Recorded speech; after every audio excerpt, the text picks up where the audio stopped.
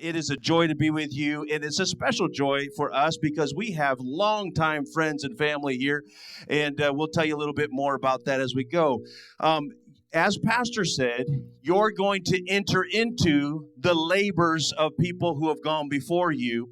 And then I'm going to tell you how you've already been doing that. I'm going to connect.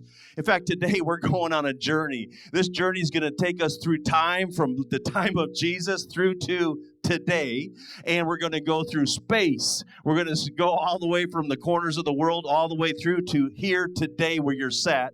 Our goal is to show you three ways you can speed, where we can go, as it says in that slide, we can go further and we can go faster. So our goal is to show you three ways to speed the progress of the gospel, which will, once this gospel goes to the world, then what happens is Jesus can come back.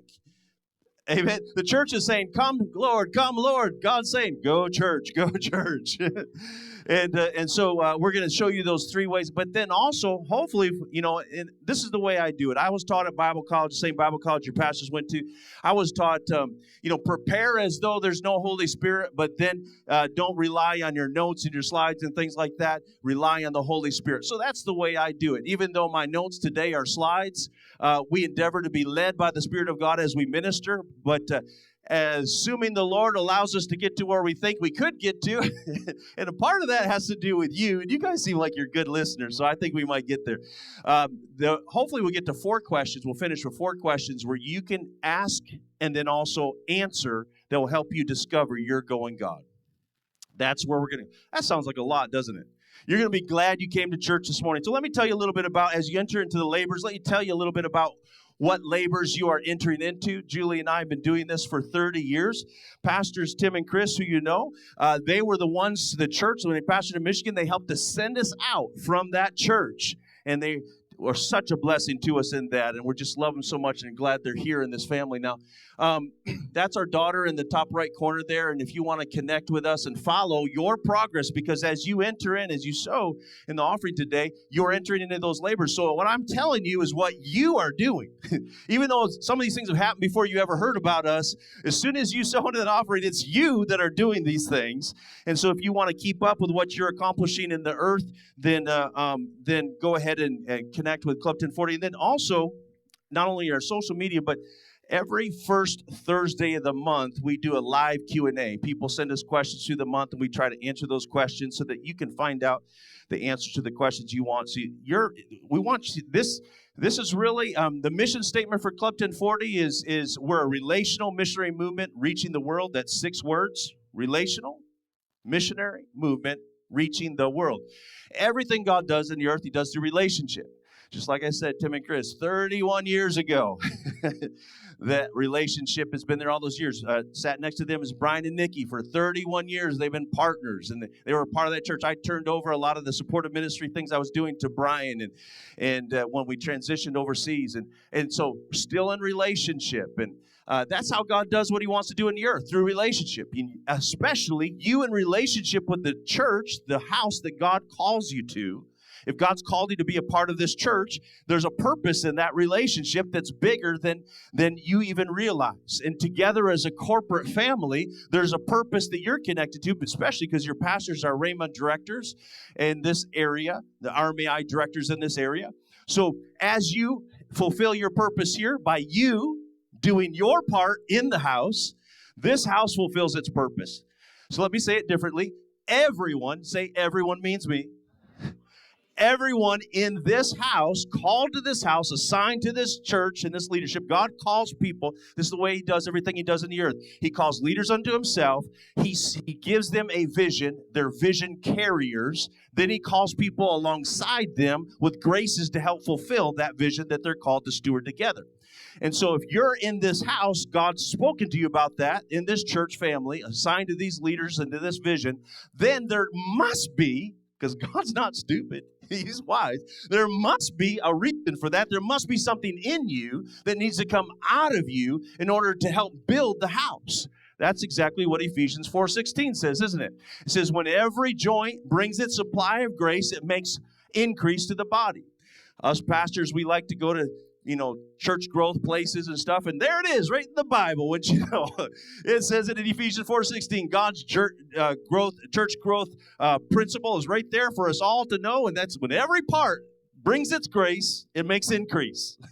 You want to increase? Bring your part of grace. If you're not increasing, then maybe there's some grace that's being left out on the field and some people that are not participating. And when you think about it, 20% of the people do 80% of the work most times. And in the American church, born-again church, not this church, but the general church in America, around something like 95% of born-again Christians don't bring 10% of their income to the church. Think about that. If you have 100 people, you're in a business, anybody in business, if you're in a business and you serve 100 people with your business, and only 5 of the 100 ever pay you, how long are you going to be in business?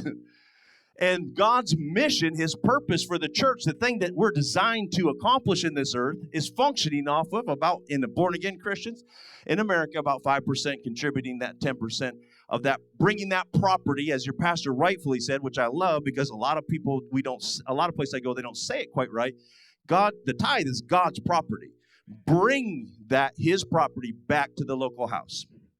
So you guys are listening too good because none of that is what I was going to talk about.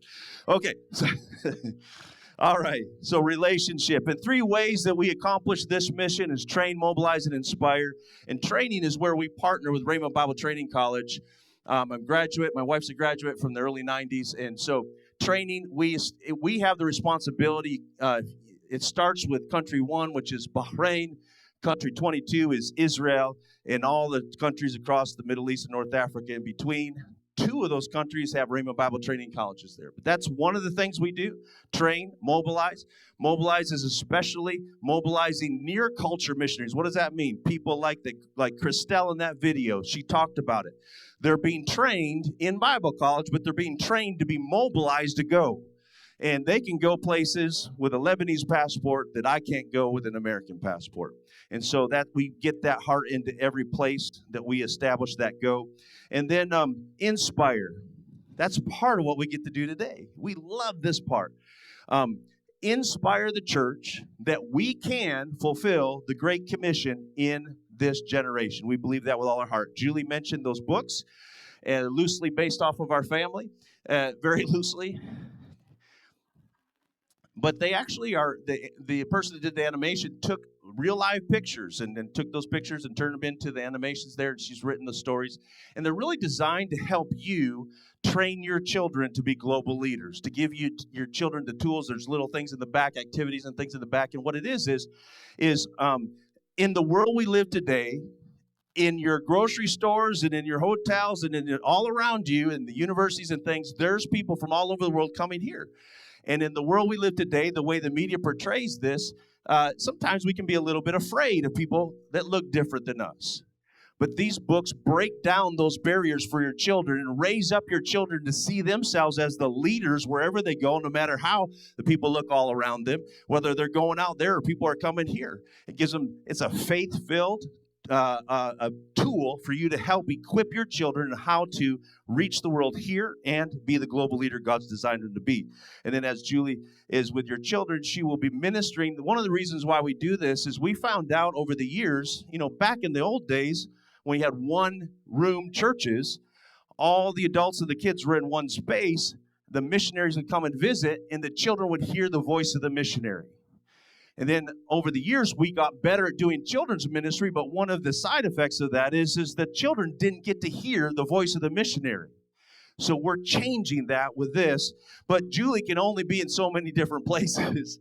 So around 18,000 children have been inspired by those books, but then now there's dozens and dozens of churches that are inspiring even hundreds and hundreds of more children with the release of a 4-week Great Commission Go curriculum, Spirit-filled, Word-based Go curriculum that was designed in part with Mark Harper. Some of you guys know who Mark Harper is.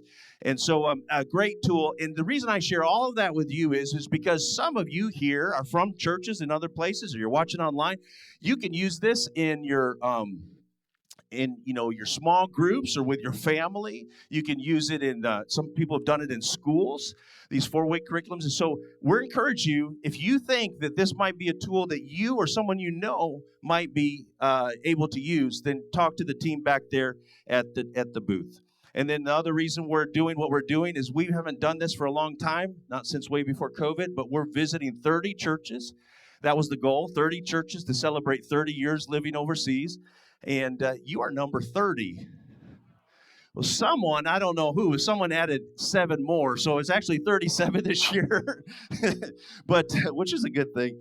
But so the reason I tell you about that is that's our website homepage there. On the top, you can see you can get the hard copy here. It's free. There's a 30-year magazine celebrating. There's QR codes that send you to stories and podcasts and things where I sit down with our kids and we tell the stories of all the adventures and stuff. So you could just download the same thing there with the banner. But then also the goal that we're believing for is 30 churches, organizations, businesses, foundations, and then 300 individuals to connect.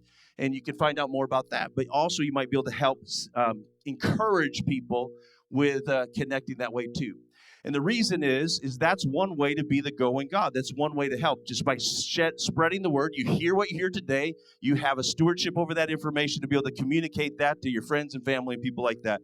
And that can be a great help to speed the progress of the gospel. Okay, so today, our message. Are you ready? This is God with you. This is God without you. This is God with you. This is God without you. Okay, I'm done, Pastor. If that's all you get, you got the message.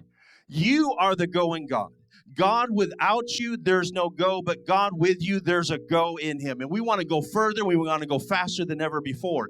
And you've already been going because you've been a part of what Rhema's been doing through, again, your church, being connected to that, and your pastors lifting up their arms here helps them to be able to minister to other church leaders all throughout Nebraska and Kansas and the different area.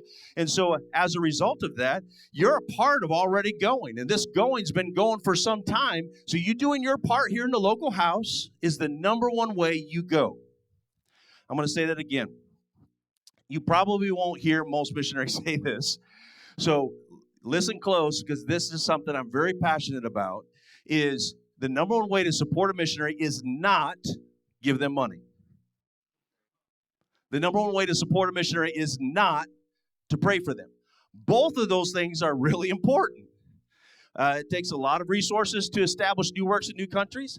And then also, there's been times I've been going through checkpoints in different places, and God does a miracle. Sometimes it's like it almost hides us, and we go through, and it's like we don't even know how we got through that situation. And then someone will, nowadays it's text message or whatever, but in the old days it used to be write us and say, what were you doing at this time? Because I was awoken at night and was praying for you. And when you allow for the time zones, it was right when we were going through the checkpoints. So thank God for prayer. Thank God for giving. But the number one way that you support a missionary is you bring your gifts and graces to the local house. You do your part here. So the number one way you go is you be your best in this house. Everybody can do that. And we're going to ask those questions before we finish in order to get to that. But you've been doing that enough to where it enables your pastors to be able to have some impact on the world. And so you've been going, and we've been making progress as a Rhema family for a number of years now. 1974, there was one graduating class, and now one country. Now there's 60 countries, over 315 campuses, over 25,000 students every month. So instead of the 50-some students in one place, now there's 25,000 students being trained like Christelle that you heard there in Lebanon. And I'm going to tell you a little bit about Lebanon. So does anybody know what happened on October 7th, 2023? That's right. Rhema Bible Training College, Beirut, Lebanon started. Oh, you were talking about Hamas attack in Israel. Oh, okay. That's probably what you were thinking about. Yes, because they happened on the same weekend. So we are actually in this building. This is a picture from that very day. We are down in this, it's actually a municipality, a city-owned building in Beirut, Lebanon. And we were down in there. You couldn't get signals on our phones, which was good for training. But when we came up out of there for our break, all of a sudden the phones are going off with all the alerts. And we see that Hamas had attacked Israel. Well, the next day, Hezbollah attacked from Lebanon into Israel. Hezbollah is in Lebanon, and Hezbollah was far more dangerous than Hamas. Hezbollah had 150,000 soldiers and 150 statistics, nobody knows for sure, but about 100,000 or so ballistic missiles, the kind that could overwhelm the Iron Dome and all the protective things that Israel had. They could easily overwhelm those things. And so they're shooting all those things. And so the students thought, well, I guess we're not going to have Bible school anymore. U.S. Embassy and all the German and the British and all the different consulates are saying all the people that are on foreign passports need to leave the country. And then, so we prayed about it. And your mom, dad tells you to leave the country. Your pastors say, are you better? If you ever heard Pastor Hagen talk about it, he's like, you don't need to be stupid. Paul was let down on a rope, He's sending me messages. And yes, sir, I know that, sir. And so, but we, talked with all the people that we know in intelligence and the different consulates and things. And then we did the wise part. And then we did the prayer part, too.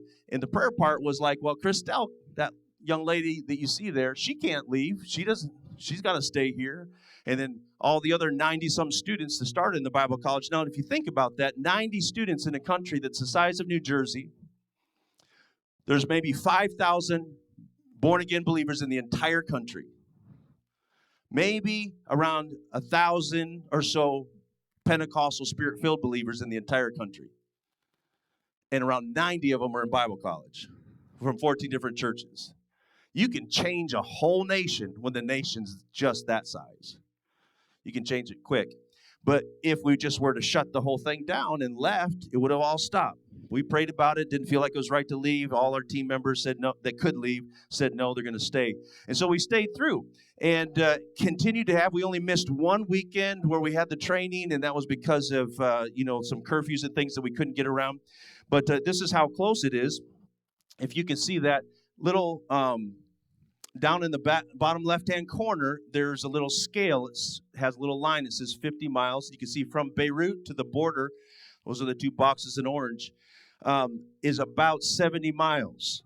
And we're in Beirut, Lebanon there. And then I want to fast track all the way to September 2024. We continued studies. And in September, we were in prayer before our prayer school session with the students, and we prayed some things out about changes that week. And this is the picture from after that session. And then 3 days later, the pager, Operation Grim Beeper, they called it. The pager. So after that, we jokingly talked about the fact that make sure that you don't have any friends with pagers on their hips or anything. If you don't know what I'm talking about, what happened is Israel tactically did a brilliant move. They had went into the supply chains. They did two things. One is they made it so that Hezbollah could no longer rely on their cell phones because they were tracking the cell phones, and then they would just use drones and they would take people out according to the cell phones. So the top of Hezbollah, his name is Nasrallah. Nasrallah said, stop using your phones. And so what they did is we'll be clever, and they will go and buy old school pagers.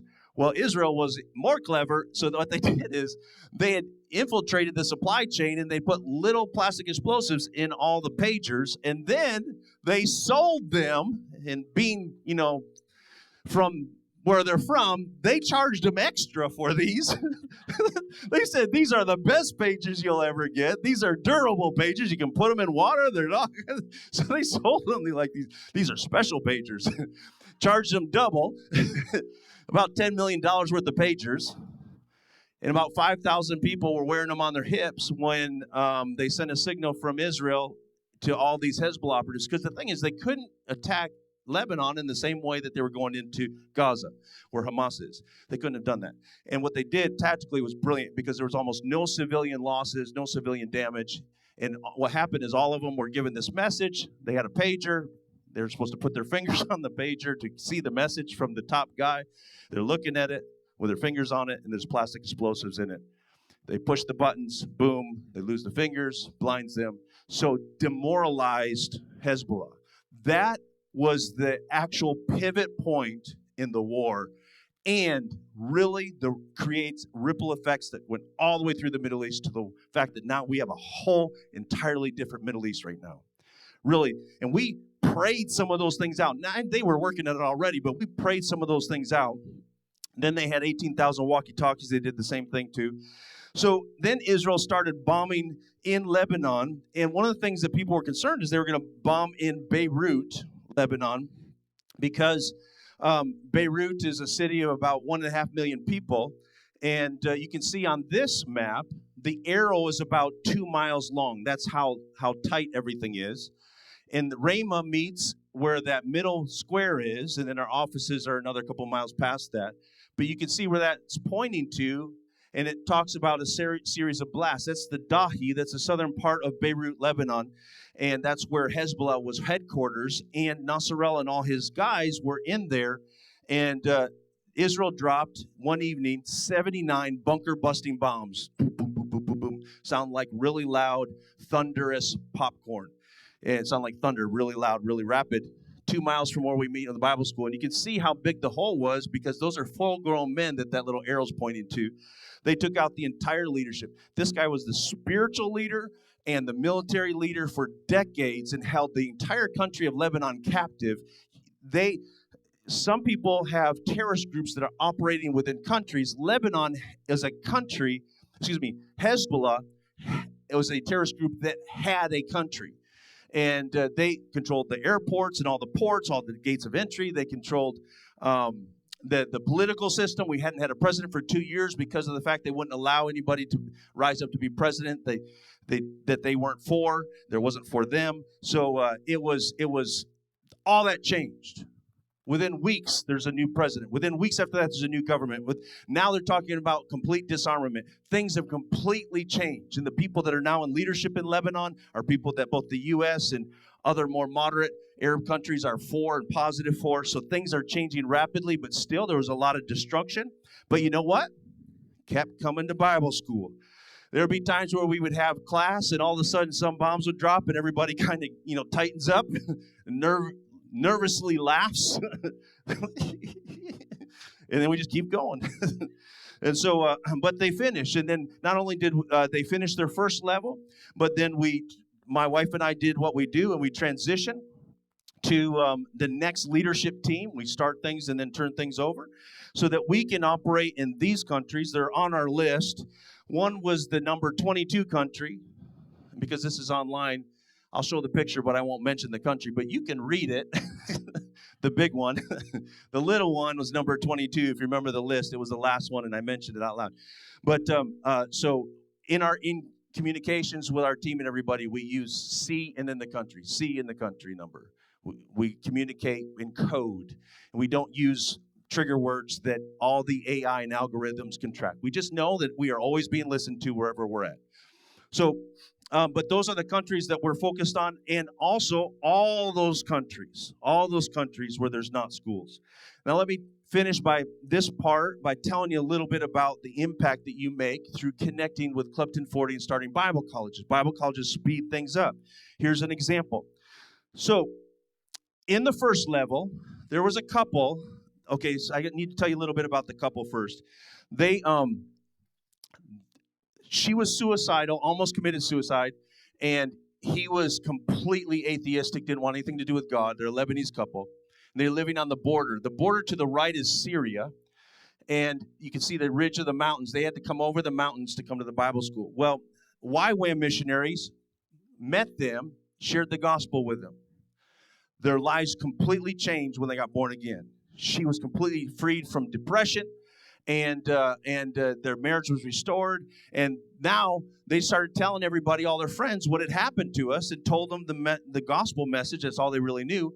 And before long, they had 40, 50 people meeting in their little apartment there on the border, and those people started calling them pastors. Assis. They're like, don't call me Assis.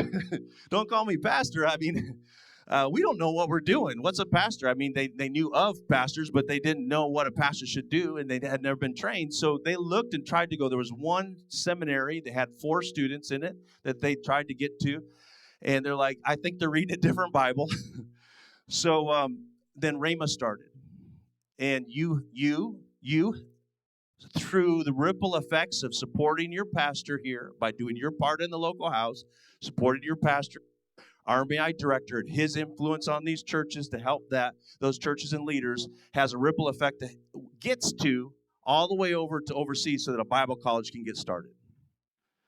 So when the Bible college gets started, they find out about it. They came to one of our taster sessions, but they brought a busload of all these young people that are coming to Jesus with them.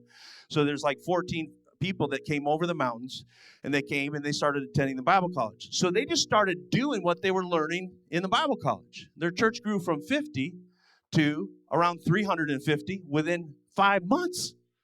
That makes it one of the biggest spirit-filled churches in the entire Middle East. So they're in this little building. The building that's white there in the background, they're in the bottom part, they're in a little storefront. And they're having to have like multiple services almost every single day to cater to all the people who are coming. They start looking for land. But these people are listening to Brother Keith Moore, our Bible college. We require, Brother Keith Moore has translated his faith school into Arabic. So we require all of our students to listen to 5 sessions of faith school between their times they're in the actual classroom. So by the end, they're so full of faith, they don't know what to do with themselves. And I mean, just like hundreds of hours of faith. So they're like, the country's imploding. Inflation's well over 1,000% at times over the last 3 or 4 years. There's a terrorist group that owns the country. We're in war, and they're like, let's buy land and build a church. Only faith does that, man. And you can't tell me that you're not getting the spirit of faith in a Bible school like that. So they started looking, and they found land way out that they thought we just might be able to afford. And a business guy, local business guy, not a believer, not a born-again believer, he found out there looking, and he's like, I own the land across the street from where you meet. I'll put in some infrastructure, and you can build a building there. So what if you see that intersection is the number one intersection. If you take that road up to the north there, it's actually going to the east. You go right to Damascus, Syria. You know, Paul on a street called Straight, that was in Damascus where that happened. And that city in Syria, where the fall of Assad and everything that's happened recently, if you know anything about that, that country now is open to see believers come out to be able to go to Bible school. So that will be the second campus. In the second level, for our project management course and for our strategic planning courses in Bible school, that we teach them these things in Bible school, one of the groups is doing a launch of a new campus on that border. And so that's how things can go further and faster through Bible schools and how these things speed up. And you guys are already a part of that through supporting your church, through supporting your leadership, through supporting RMEI and the links that goes that way. But then also, as you sow in the offering today, you'll even speed that up even more. Isn't that good news? So you don't hear that on the news, what I just told you. They did an outreach at Christmas time, not this last year, but the year before. No, it was after Bible school. So Christmas 2023. Yeah, Christmas 2023. No, it's Christmas 2020. I'm sorry, Christmas 2024. They did an outreach. 700 people came to the outreach.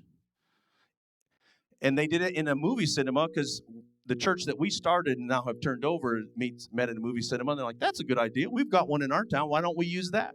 I think we're the first one in the entire country that used a cinema. Now there's 2 churches that are doing that. Then they did an outreach where there was bombing before, and then there was bombing afterwards. And in the little quiet in between, they did an outreach of 500 people in a park, came out to a public park.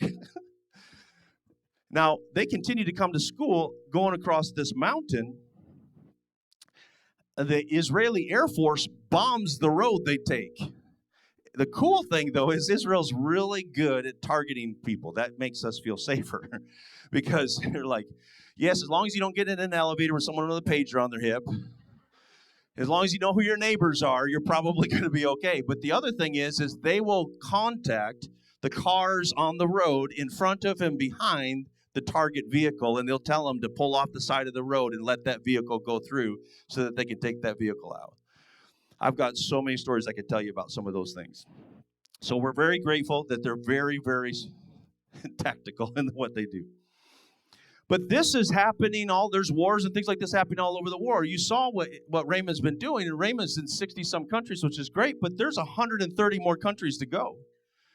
We need to get to 100,000 students, 100,000 students in school, not 25,000 students in school. And so there's a lot more to do. We need to go further and faster together. Okay, so here's the progress of the gospel to tell today.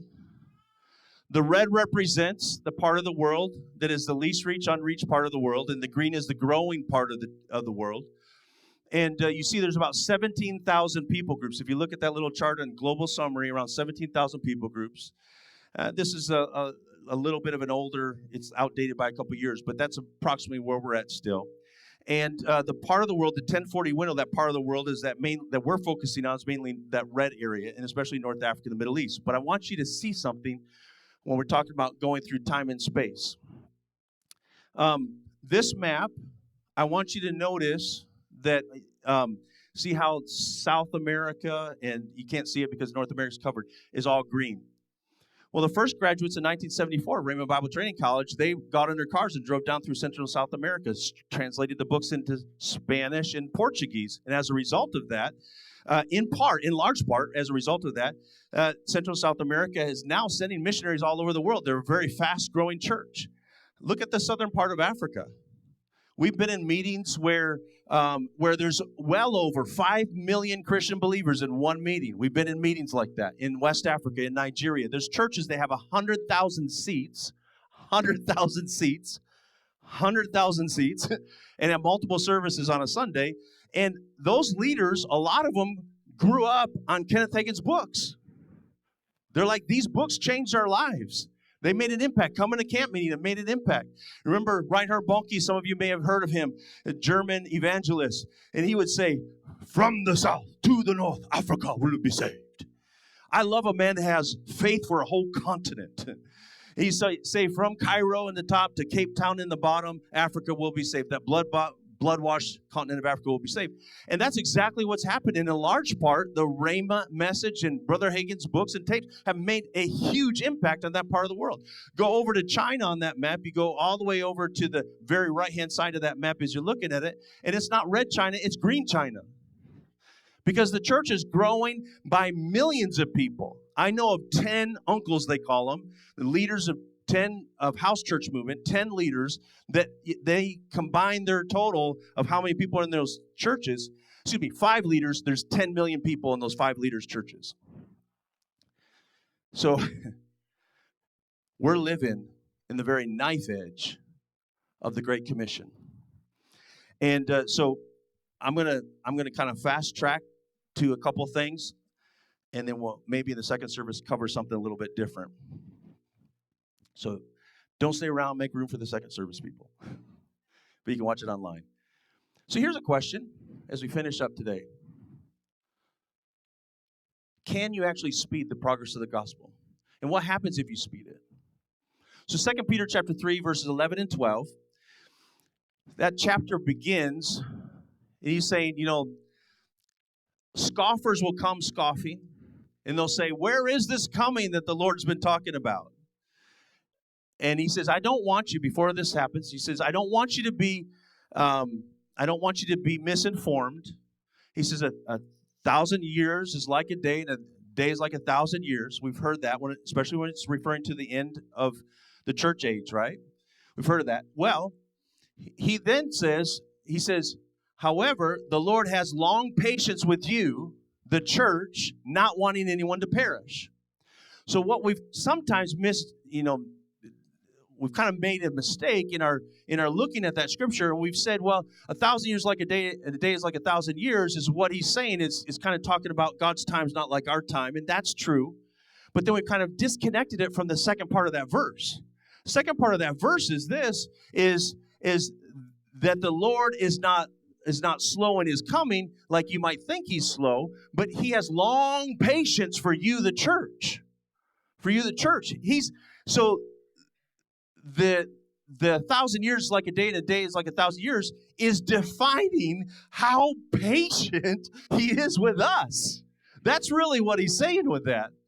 And he's saying, why is he so patient with us? Because he doesn't want anyone to perish, but he wants all to come to the knowledge of the truth. So it's connected to harvest. It's connected to harvest. Then he says, with that being the case, how should we live then? What kind of people ought you to be?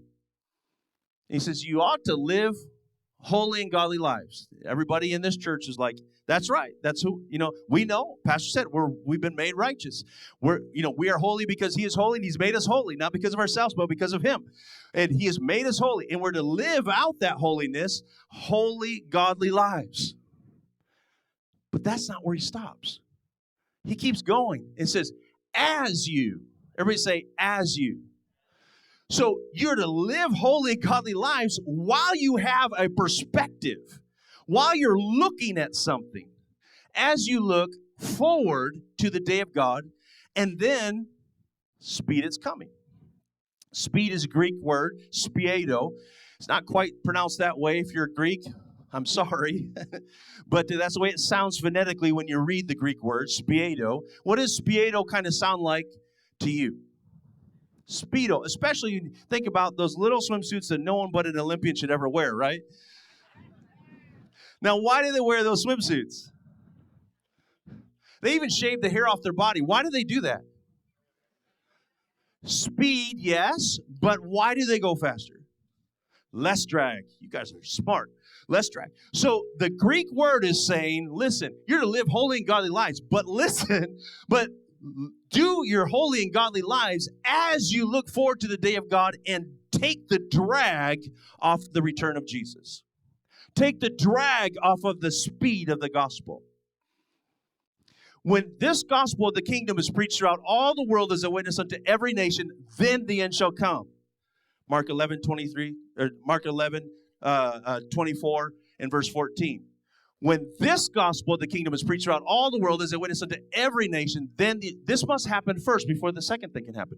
So the Great Commission going to the nations, us, the church, bringing this gospel to the nations, it will bring about the completion of the Great Commission, which is a trigger for the closure of the church age. These things are connected together. The Bible says in Matthew 13 that the harvest is the end of the age. In Mark 13, it says this must first be published in every nation. James says the husband waits for something. What's he waiting for? The harvest. So these things are all linked and connected together, and we can affect the speed of it. As I said earlier, we're saying, come Lord. He's saying, go church. Because we have an influence on how fast this goes. I was meditating on this verse, and I was in Schiphol Airport in Amsterdam, and I'm Matthew Beemer. Beemer's a German name, Bavarian. We're the Texans of Germany, I guess. That's what I've been told. We're the best, they say, of best Germans of Germany. so I don't know. That's what I've been told, and I believe it. But I was thinking about this verse, and in the Dutch language has that Germanic thing. It's very efficient. I can say that because I have that background. Talk about me. We're very efficient, very tight. And I'm interested in language a little bit. So in England, they use 5 more words than they need to say anything. So in an airport, they might say, would Mr. and Mrs. So kindly make your way as speedily as possible to gate so-and-so. Your plane is beginning to think about disembarking. Well, in Amsterdam, they said, I heard this over the speaker, and I started laughing because I was thinking about this verse. He said, Mr. So-and-so, you are delaying the plane. And I was like, thank God it wasn't me. How embarrassing. But then I thought, wouldn't it be phenomenal if there was an archangel someplace? The Bible says God's eyes go through and fro throughout the earth looking for someone on whom he can show himself strong on their behalf. And says sometimes he finds none. But wouldn't it be amazing if there was an archangel? We know God can do this because it said, here's my son, Jesus, in whom I'm well pleased. So we know these kind of things can happen. So I think it'd be phenomenal if there was an archangel that would kind of like, okay, is there anybody you want me to call out, Lord? I'll call him out. Okay, Mr. So-and-so, stop delaying the return of Jesus. Start tithing, start serving, start doing these things. We can either speed it up. If we can speed it up, we can slow it down. So how do we speed it up? Here's a couple ways we speed it up. I'm just going to go very quickly. Prayer speeds it. 2 Thessalonians chapter 3, verse 1. Pray for us that the message of the Lord may spread rapidly. We can speed through prayer. Training speeds it. We mentioned, how the Bible colleges speed things. Well, biblically speaking, we see Paul goes to a place called Ephesus. He finds some certain disciples there. 2 years talking about the Bible every day, kind of like a Bible school. It says at the school of Tyrannus, they disputed in the lecture hall of Tyrannus and daily for 2 years, so that all the Jews and Greeks who lived in the province of Asia, that's modern-day Turkey, heard the word of the Lord. Church planting movements were launched from that Bible school in Ephesus. Bible schools speed things up. They speed up church planting movements. They train leaders, and leaders can go and plant churches. But here's another way we speed things up. I said earlier, everything God does in the earth, He does through relationship, and He calls His people to Himself to be leaders. He gives them assignments that they are to become vision carriers for, and then He calls people alongside them to use the grace that God has given them to help fulfill and steward together that fulfillment of that purpose. That's how He works. Well, so one of the ways we speed things, and this is in 1 Peter chapter 4, verses 7 through 11, when the end of all things is at hand, therefore, be alert and of sober mind, so that you may pray. Yes, we just talked about prayer speeds things up. Above all, love. Yes, love each other deeply. That definitely is important. That's living godly and holy lives. Then it says here, offer hospitality to one another without grumbling. I won't go into it too much, but hospitality in that verse in the Greek has nothing to do with food. None. Nothing.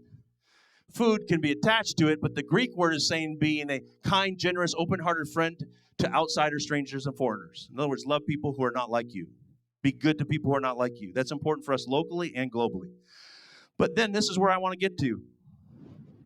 And he continues, and each of you should use whatever gift you have received to serve others as faithful stewards of God's grace in its various forms. And then he mentions 2 types of serving, 2 types of grace. If anyone speaks, that's apostle, prophet, evangelist, pastor, teacher, the spiritual leadership offices of the church. If anyone speaks, they should do it as one who speaks the very words of God. If anyone serves, that's everyone else. If you're not called to be a part of the some, you're called to be a part of the most. God has set some in the church. First apostles, second early prophets, third apostles, prophets, third evangelists, pastors, and teachers, spiritual leaders. So some spiritual leaders, but everyone else serves. And we should all be serving each other anyway. But if anyone serves, let's talk about ministry, service. They should do it with the strength that God provides so that in all things God may be praised. And so you can pray to speed things up. You can establish Bible schools and they'll speed things up. But one of the number one ways to speed things up is you do your part in the local house. You be a faithful steward of what God, if He's called you here, there's something in you that needs to come out of you to help build the house here. And if we don't bring that, it's the parable of the talents. Remember what happened when the one buried the talents, the parable of the talents. If we don't bring that, we actually are delaying the return of Jesus.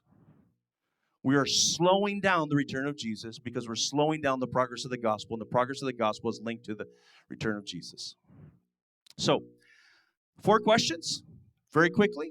Number 1, to discover your going God. Number 1, what do you love doing? What comes easy to you? What comes so easy to you, you're like, people say, how do you do that? And you're like, what? Can't everybody do that? No, they can't. You do that easy because it's pointing you towards something that you were designed to do, and you just figure out how to use that for building His house under the vision of the leadership here. Secondly, what do you not like doing? I remember some pastors told me they were kind of taking a break from their church and visiting some other churches, and they went to a church, and one of the greeters had plastic surgeon's gloves on. A greeter with plastic surgeon's gloves.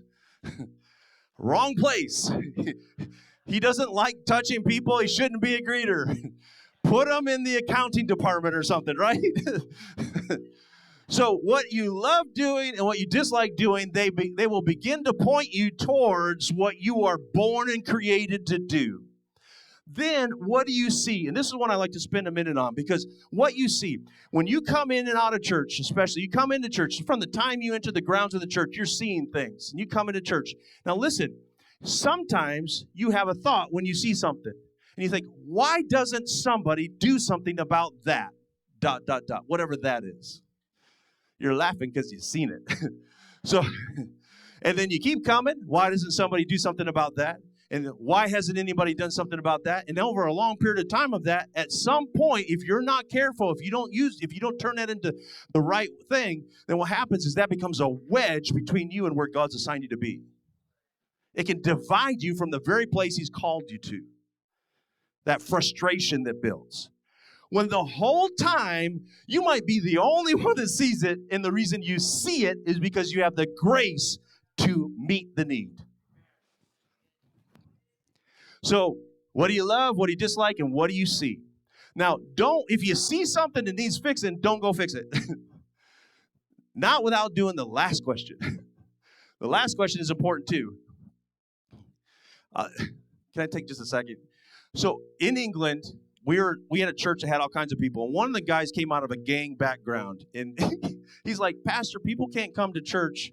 And so I could hear him coming before he arrived, and he had went to somebody that owned the money from drug deals in the past, and he threatened his life to take a minibus from him in exchange for the money he owed him. And he drove it to church because I had said, we need someone to come to, pick people up from church. so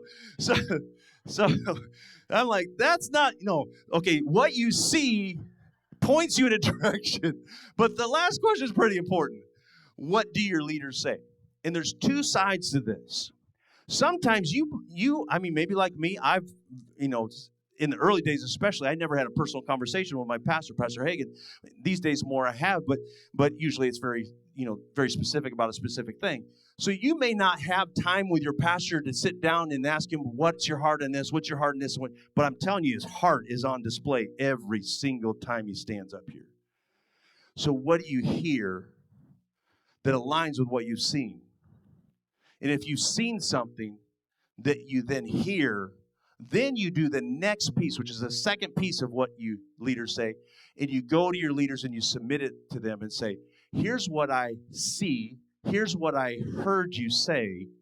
Is this a good way to move forward next? Proactively. In a situation like that, the pastor never has to go and ask somebody for anything. In a situation like that, everybody's finding their place of fit, and they fulfill the joy of being in their place of fit and the expression of the thing they were designed and created for. There's no better joy than that. That's where true joy comes from, is when you are in the place of your fit.